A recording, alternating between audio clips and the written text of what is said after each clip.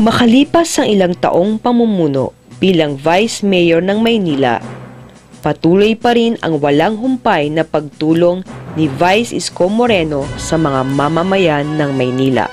Patuloy pa rin tinatamasa ng mga Manilenyong salat sa yaman, ngunit karapat-dapat at may hangaring makapagtapos ng pag-aaral ang libreng pag-aaral sa pamamagitan ng itinaguyod na programang Iskolar ng Bayan, sa pakikipagtulungan ng mga respetado at kilalang educational institutions sa bansa. Sa kasalukuyan ay mahigit 6,000 kabataan na ang nakapagtapos at nabigyan ng magandang bukas sa ilalim ng nasabing programa. Kung may isang programa pa rin ang ating Vice Mayor Isko Moreno na hindi maisasantabi ng mga Manilenyo, ito ay ang ISCOM o Isko Moreno Computer Learning Center na kung saan may mahigit 20,000 Manilenyo na ang napagtapos ng programang ito. Patuloy pa rin ang serbisyong medikal at dental na nakatuon sa pangangalaga ng kalusugan ng mga Manilenyo, gaya ng Botika ni Isko na nagbibigay ng libreng gamot, libreng wheelchair,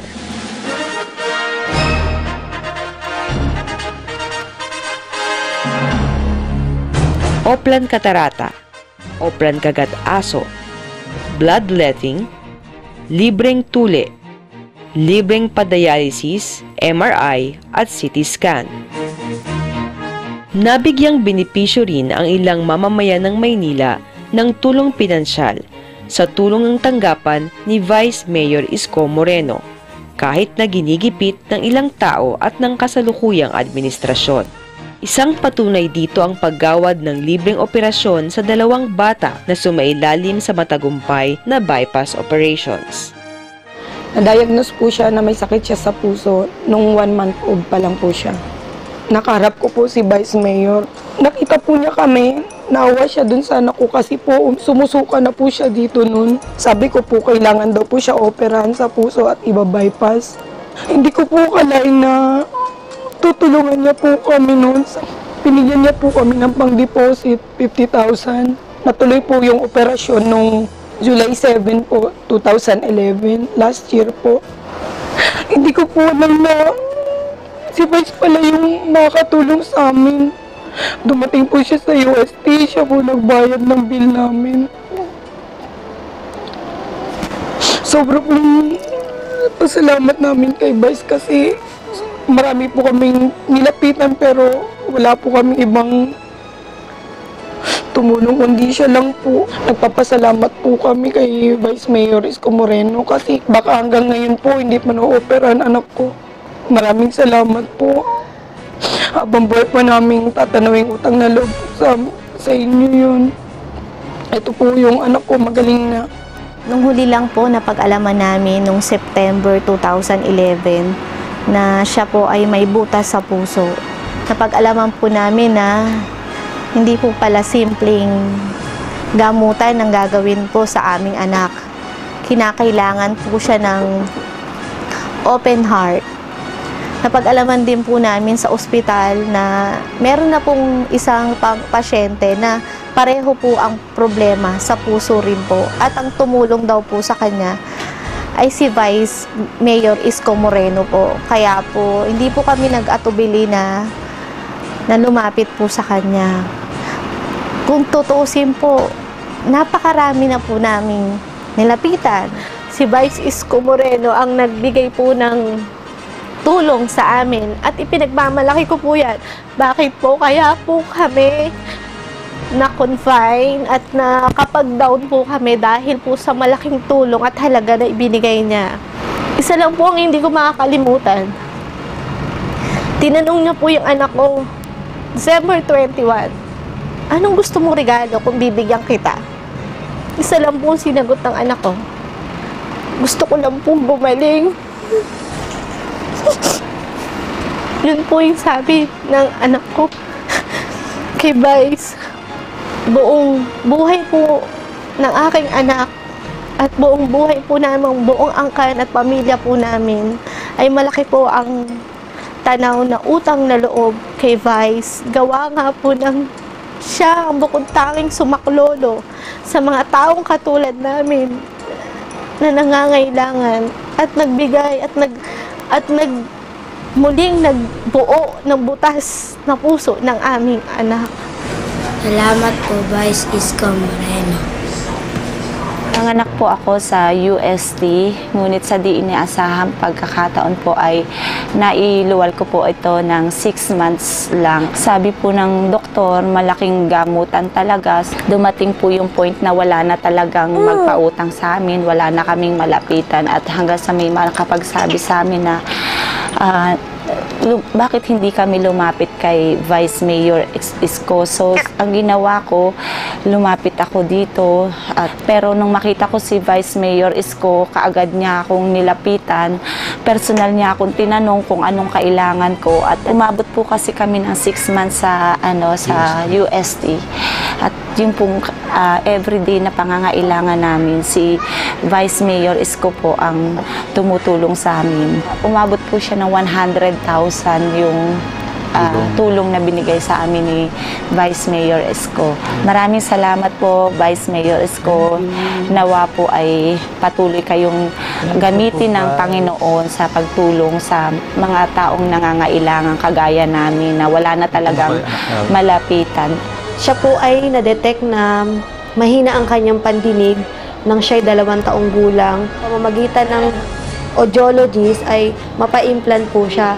Subalit kami po ay mahirap lang, hindi po namin kakayanin ng ganitong halaga.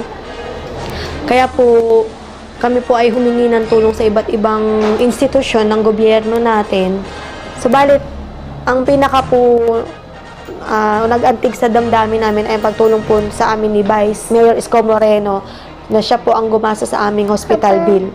Naoperahan po siya noong April 30 nitong kasalukuyang taon.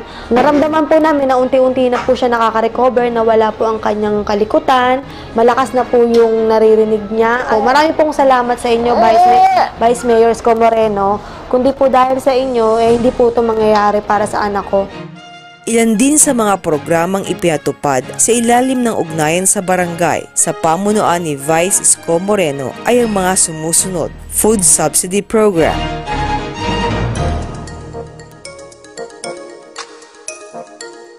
Back to School Program, Relief Operations, Feeding Program, Purification Program,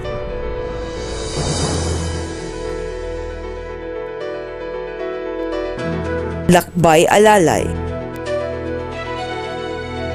Water Rationing, Tent for Funeral, Job Fair,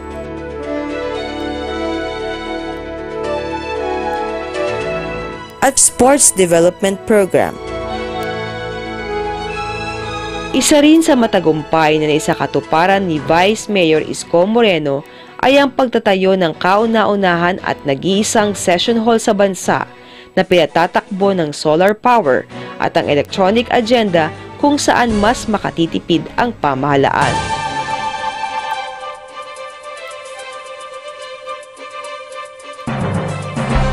Bukod dito, may pagmamalaki rin ng mga Manilenyo na ang kanilang Vice Mayor ay hindi lamang natanggap at nakapag-aral sa kilalang universidad ng bansa upang makakuha ng kursong kapaki-pakinabang sa pagpapatakbo ng pamahalaan, kundi maging ang kilalang paaralan sa ibang bansa tulad ng John F. Kennedy Harvard School of Government sa Harvard University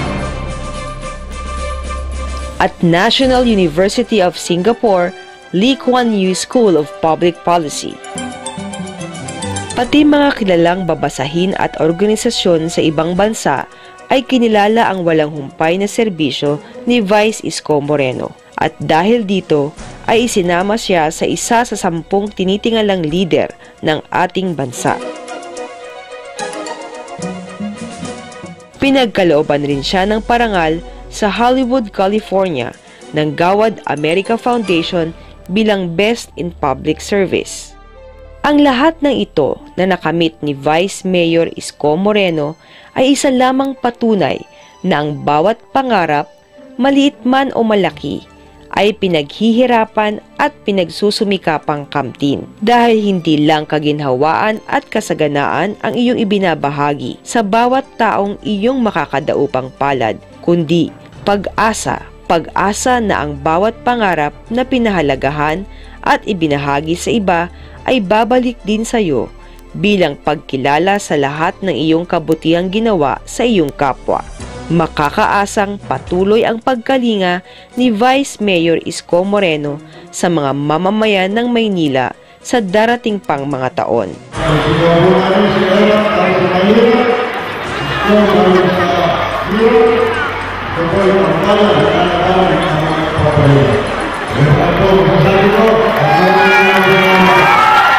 ERAP para sa mahirap. Isko galing sa hirap. Lumalaban sa nagpapahirap.